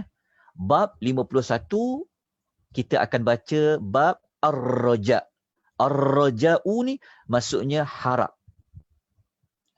Selepas kita belajar tentang takut pada Allah, jangan kita takut sampaikan kita rasa macam aku dah tak ada harapan dah ni nak syurga ni. Tak. Di sana ada harapnya. Allah Ta'ala masih lagi bagi harapan. Ada lagi pengampunan tu, ada lagi peluang. Jadi kita akan belajar bab harap. Bab 51 ya, ni untuk minggu depan. Bab 51 ni, hadis semua sekali ada 28 hadis. Jadi siapa yang ada kitab Riyadhus Shalihin, tolong nomborkan dulu hadis tu. Hadis pertama, hadis kedua, sampai hadis yang ke-28. Mesti ada 28 hadis dalam bab nombor 51. InsyaAllah. Nanti nota saya cuba siapkan untuk minggu depan. 28 hadis ni. Tapi sebelum jumpa hadis tu, tetap akan jumpa ada 4 ayat. Dalam Riyadhus Shalihin, ada ayat Quran dulu. Bawah bab 51 tu, bab tentang harapan. Maka dekat bawah tu ada 4 ayat Quran di bawah. Lepas tu baru jumpa 4 hadis. Ayat Quran tu, mesti ada surah Az-Zumar ayat 53. Kemudian surah Saba ayat 17. Surah Taha ayat 48. Dan juga suratul Al-A'raf ayat 156. Barulah jumpa hadis 1, hadis 2 sampai 28 hadis. InsyaAllah pada minggu hadapan. Saya berhenti di sini. Mohon maaf ya. Kalau ada kesalahan, kesilapan, kekurangan saya menyampaikan maklumat ini. Saya menyampaikan apa yang Nabi telah sampaikan. Moga-moga kita termasuk dalam kumpulan balighu anni walau ayah. Sampaikanlah daripadaku walaupun satu ayat, kata Nabi SAW. Saya menyampaikan apa yang Allah Ta'ala kata dalam suratul Asri, wa tawassaw bil haqq wa tawassaw bis sabr. Berpesan-pesan kepada kebenaran, berpesan-pesan kepada kesabaran. Okey, saya buka kalau ada soalan. Okey, terima kasih kepada siapa yang menyatakan muka surat pada terbitan buku. Ya, alhamdulillah. Jazakumullahu khairan katsira. Baik, ada satu terus soalan sebelum saya berhenti. Ustaz, Ya. Assalamualaikum. Assalamualaikum Ustaz, warahmatullahi wabarakatuh. tanya 2 soalan saja. Okey. Saya tak ingat sebab apa yang Ustaz katakan tadi, kalau kita maksudnya sekarang ni kita tidak boleh memberi pandangan kita sendiri. Kita kena ada kaitannya dengan, kalau kita nak bercakap sesuatu tentang agama, kita kena kaitkan hadis ataupun ayat-ayat dalam Al-Quran begitu. Ya. Maksud dia kita boleh cakap, cuma dalam bab hukum hakam, bab wajib ke, bab sunat ke, bab sunnah ke, bab apa, kena ada sandaran. Contoh kan, contoh. Kita banyak jumpa, kadang-kadang kita baca mesej, kadang kita baca maklumat dekat WhatsApp, kadang kita dengar penceramah cakap. Dia cakap, oh sunnah ni buat ni, sunnah ni buat ni, kena buat ni, baca sekian-sekian, contoh kan. Tetap kan, Ya, kita betul. orang awam, kita percayalah sebab yang cakap tu adalah ustaz, betul tak? Yang cakap tu ustaz dalam TV, selebriti contoh. Ya, Tetapi lepas kita dah belajar ni, kita jangan terima bulat-bulat. Kita kena tanya dulu. Ada tak sandaran dia? Kalau dia bawa sandaran dia, contoh kalau dia bawa ayat Quran, tafsiran dia tu mestilah kena betul lah. Lepas tu kalau dia bawa hadis Nabi, kena tengok juga. Kadang ada dia bawa hadis Nabi, tapi hadis tu hadis palsu, hadis tu hadis tak boleh diterima. Maksudnya di sini, kita tidak boleh memperkatakan sesuatu perkara-perkara agama, bab ibadat, bab hukum hakam, melainkan kita kena ada sandaran dia. Baik. Yang lain, soalan kedua. Okey, soalan kedua tu Ustaz, berbalik kepada tentang soal hadis tadi, saya pernah dengar ada salah seorang ustaz yang memberitahu bahawa di akhir zaman nanti akan ada banyak pemimpin yang kurang berilmu. Maksudnya akan lahir pemimpin yang, kalau compare dengan pemimpin yang terdahulu, pemimpin yang di akhir zaman ni banyak yang tidak berkaliber begitu. Macam tu kata dia. Tidak apa? Tidak berkaliber lah as a pemimpin di akhir zaman. Itu. Tapi katanya ada hadis, tapi dia tak quote which hadis. Kemudian secondly, dan another thing, sebagai sahabat, selalunya kita ni akan didorongkan kepada, kalau kita ni terputus-putus Puan, tak dengar. Oh ya ke? Okey. Saya tak Selalunya kalau Ustaz dengar ni? Okey. Ulang semula yang pasal tadi. Okey, yang pasal tadi saya pernah dengar melalui satu ceramah, katanya waktu di akhir zaman nanti akan banyak ada pemimpin yang kurang berkaliber jika dibandingkan daripada awal-awal dulu lah. Macam Ustaz kata tadi, 4 khalifah tadi, mereka mempunyai kepimpinan yang sangat hebat kan. Jadi kalau compare dengan pemimpin di akhir zaman ni, agak jauh ketinggalan katanya kalau nak dibandingkan dengan mereka lah. So daripada ilmu dan sebagainya. Tapi dia tak quote hadis, so saya tak tahu apa. Itu satu. And second one, Ustaz, sekarang ni kita bersahabat. Jadi kita berkawan dengan ramai orang. So selalunya Allah akan dorongkan, kalau kita ni seorang yang inginkan amal dan sebagainya, Allah selalunya akan membantu dan mendorongkan kita dengan orang yang sebegini. Jadi pertanyaan saya Ustaz, benarkah ada ke tidak dalam sesuatu hadis mengatakan Allah akan memisahkan kita dengan sahabat yang tidak bersesuaian dengan matlamat kita tu? Faham tak Ustaz apa yang saya nak tanya? Maksudnya kalau katakan Ustaz tadi, kita tak berkawan dengan orang tu pun tak apa, kita tak ada kawan, meaning that kalau haluannya berbeza dengan haluan kita, pandangan mereka tidak berlandaskan kepada Al-Quran dan Sunnah, jadi kita tak payah berkawan dengan dia pun tak apa. Okay? Maknanya sekarang Ustaz, apa yang saya pernah dengar katanya, kalau kita pernah berkawan dengan sahabat tu sangat baik dan tiba-tiba kita dipisahkan, jadinya macam pergaduhan ataupun ada perselisihan hati di sini kan. Jadi kita dipisahkan dalam keadaan macam tu. So adakah maksudnya seperti kita kena ambil seperti yang apa yang Ustaz katakan tadi, such as kemungkinan matlamat dia dengan matlamat kita tidak sama, jadi Allah pisahkan begitu. Jadi kita hanya redha dan kita just fokus dengan apa yang kita perlu buat. Hmm. Itu Okey. soalan Ustaz. Okey, terima kasih. Soalan pertama tu, wallahu ta'alam, hadis yang kata tidak berilmu tu, kalau kita baca dalam hadis Nabi, memanglah dia, kalau kita tengok zaman tadi kan, kalau makin jauh dengan Nabi, sudah tentulah dia pasti akan jauh daripada apa yang tak sama seperti orang terdahulu. Betul Tetapi yang Nabi pesan, Nabi bukan isu pada berilmu tak berilmu. Tapi Nabi pesan kepada taat pada pemerintah tu. Selagi mana dia tidak mengajak kita buat kepada keburukan. Dia pandai, dia tak pandai sebab kita tak tahu, sebab dia dilantik jadi pemerintah kan. Kan contoh. Maksudnya sekarang ni yang jadi isu pada kita jadi isu orang yang semua salah, pangkang, tak ada dengar, lepas tu kita cuba nak gulingkan. Contohnya begitu. Kalau tuan-tuan dan puan ada kitab As-Salihin, kan, kalau tuan-tuan rasa, betul ke ustaz ni orang kerajaan ke? Contohlah kan. Okey, tak apa. Tuan-tuan buka bab nombor 80 dalam Riyadhus Salihin, buka bab nombor 80 dalam Riyadhus Salihin, tuan-tuan akan jumpa hadis-hadis Nabi sangat berat. Nabi kata apa? Kalau kita baca, kan? Nabi kata apa?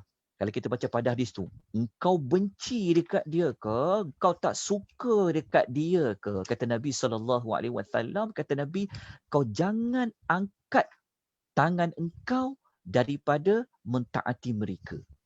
Kita baca hadis nombor bab 40 tu. Ni kalau orang yang suka sangat nak macam nak lawan dia, kan, suruh dia buka bab nombor 80, baca hadis Salihin, baca hadis Nabi tu kat situ. Tapi bukan bermakna 100% kena ikut, tak. Nabi pesan satu je. Kalau dia ajak buat ketaatan, keburukan, dosa, jangan patuh. Jangan patuh. Faham tak maksud dia? Kat situ je. Yang lain-lain tu dengar dan taat. Dengar dan taat. Okey, itu satu. Lepas tu yang soalan kedua tadi, kita dengan kawan-kawan, kita jauhkan dia, bukan makna kita putuskan silaturahim. Jangan. Kita tidak putuskan silaturahim. Cuma kita menjauhi kawan-kawan kita ini kerana kita bimbang terpengaruh. Kita bimbang kita akan terikut-ikut. Jelas tak? Faham tak? Kita boleh jauhkan daripada dia. Sebab tu kalau kita baca dalam Riyadhus Salihin, bab berkawan dengan orang yang baik-baik kerana dia ada kesan kepada agama kita. Tapi kita jangan hukum kawan kita tu. Kita kalau dia kata, kenapa kau tak rapat dengan aku dah? Sekian. Jadi moga-moga dengan cara kita tadi tu dia akan ikut kita. Jangan kita pula ikut dia. Jadi dengan cara kita nak pecah gap kita tu dah makin jauh, kan? Kau dah tak kawan dengan kami dah kan? Tak suka nak lepak-lepak dengan kami dah kan? Nak sembang-sembang dengan kami. Kita kata saya tak lepak-lepak, saya tak sembang panjang-panjang, bukanlah maksudnya saya tak kawan. Kita kata.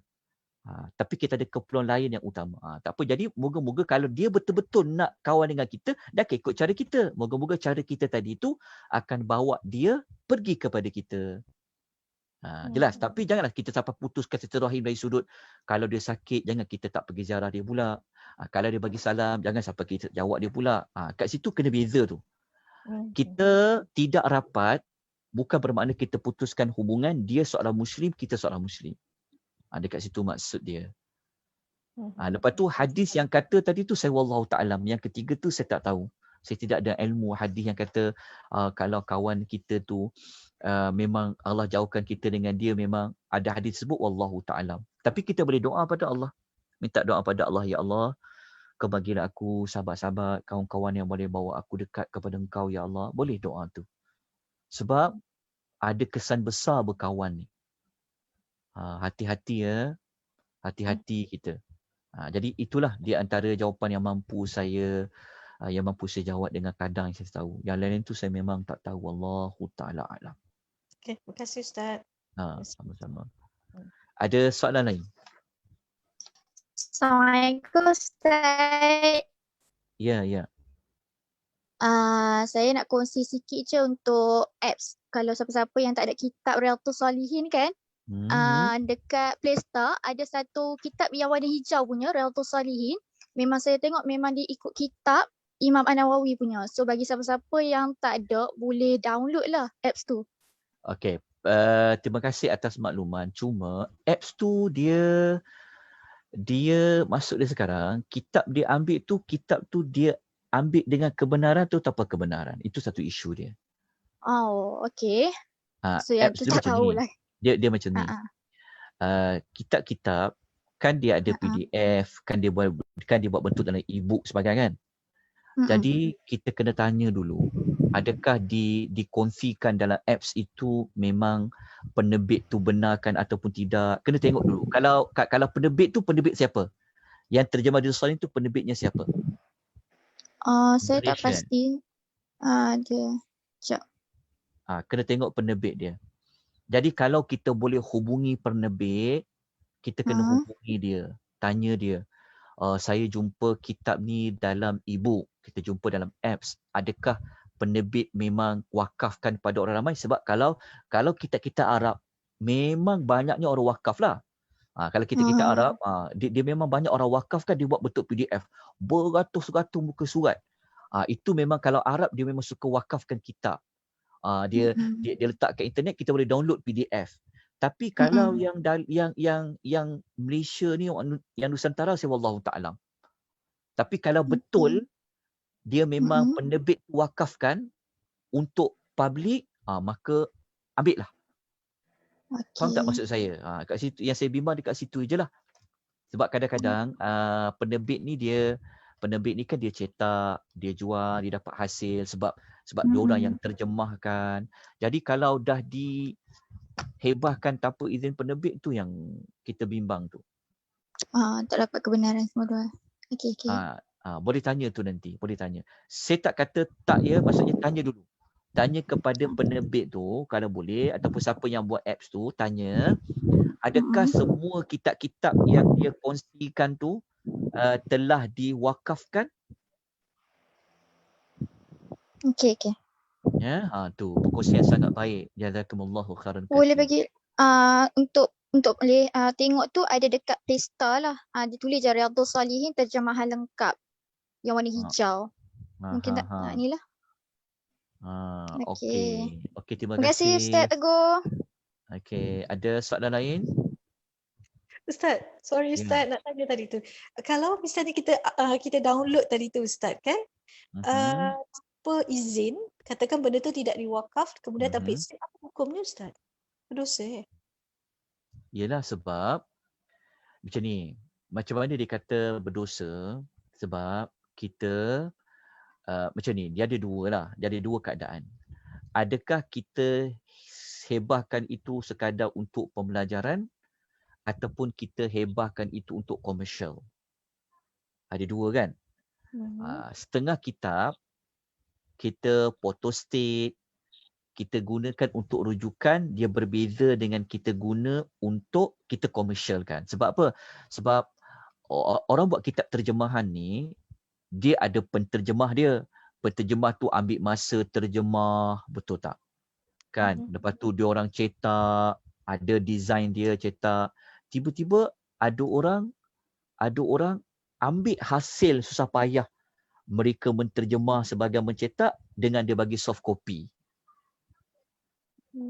Di situ dah, sebab sepatutnya dia buat terjemahan tu untuk orang beli pada dia sebab hasil usul menterjemah tu. Tapi janganlah kita kata pula ilmu agama pun nak jual.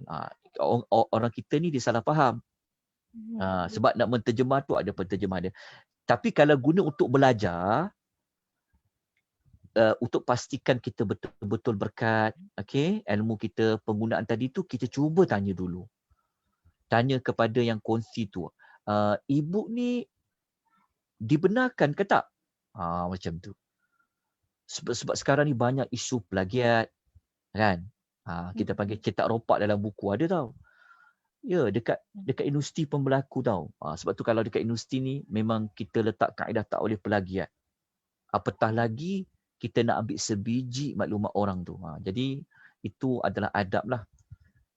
Tak boleh begitu. Okey Ustaz. Maknanya kalau Okey. kita macam tu, ilmu tu takkan dapat barakah kepada kita juga kan Ustaz?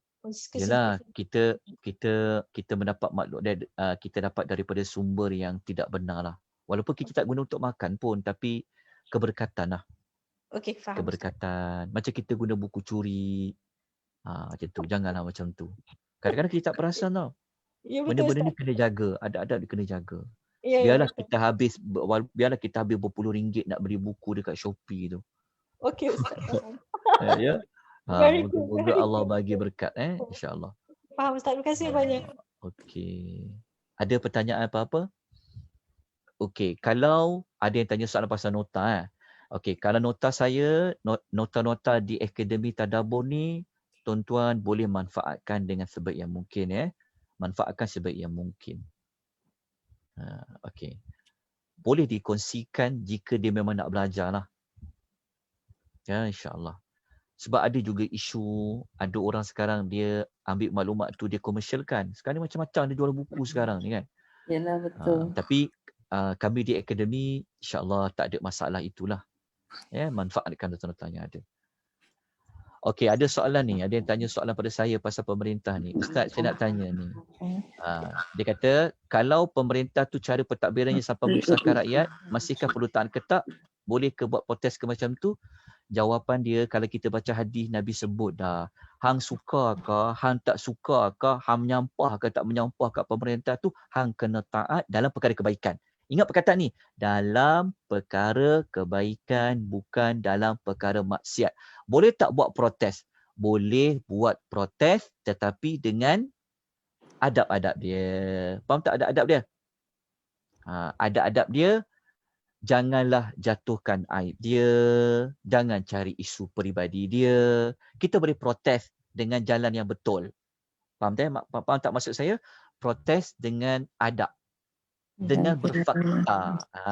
Jangan kita bawa cerita, jangan kita tokok tambah. Yang itu nanti takut jatuh kepada dosa. Hati-hati. Boleh bagi nasihat, boleh. Tapi kalau kita belajar lagi, kalau kita belajar dekat hadis tu, Nabi suruh kata bertentang dua mata. Kat situ ada adab. Mungkin kita cari PA dia dulu, bagi nasihat dulu. Hantar dekat PA dia, saya nak tegur ni lah, saya tak setujulah cara macam ni. Boleh. Okey, maksudnya ikut adab-adab Nabi ajar, insya-Allah boleh. Bukanlah kita kata total 100% tak boleh bagi nasihat. Tak boleh memberikan nasihat. Ulama-ulama dulu pun mereka memberikan nasihat kepada sultan, kepada pemerintah, tetapi dengan adab. Jangan sampai maki. Kita kan rakyat kita tengoklah rakyat kita dia buat apa. Maki orang ni, buka kaiban sini, buka masalah personal. Kadang-kadang kesian. Sebab itu disebabkan rakyat macam ni, Allah hantar pemerintah macam tu, tahu tak? Kita jangan lupa tengok pada pemerintah, tengok kepada orang bawah. Kita bimbang Allah Ta'ala bagi kita pemerintah yang zalim kerana rakyat tu sendiri, tengoklah perangai dia. Macam tu. Jadi kita nak, biarlah Allah bagi kita pemerintah yang baik, tetapi rakyat itu juga dia kena baik. Ya, jadi okey, faham tak maksudnya? Semoga Allah Ta'ala beri kita hidup dalam keadaan kita hidup dalam petunjuk Nabi SAW. Okey, kena ada ilmu. Nak berinteraksi dengan pemerintah, Islam ajar macam mana. Okey, nak membangkang, caranya macam mana. Boleh dengan kadar yang ada. Tapi jaga tutur kata, nak sebut, nak cari sesuatu tu, kena ada fakta yang benar. Okey, moga-moga Allah Ta'ala beri kita hidayah, Allah bimbing kita ke syurga dengan kita mengikuti petunjuk daripada Nabi SAW. Baik, kita berhenti di sini. InsyaAllah kita jumpa lagi pada minggu hadapan. Aqulu qouli hadza wa astaghfirullahal azim wa billahi taufiq hidayah. Wassalamualaikum warahmatullahi wabarakatuh. Waalaikumsalam Ustaz. Jazakallah khair.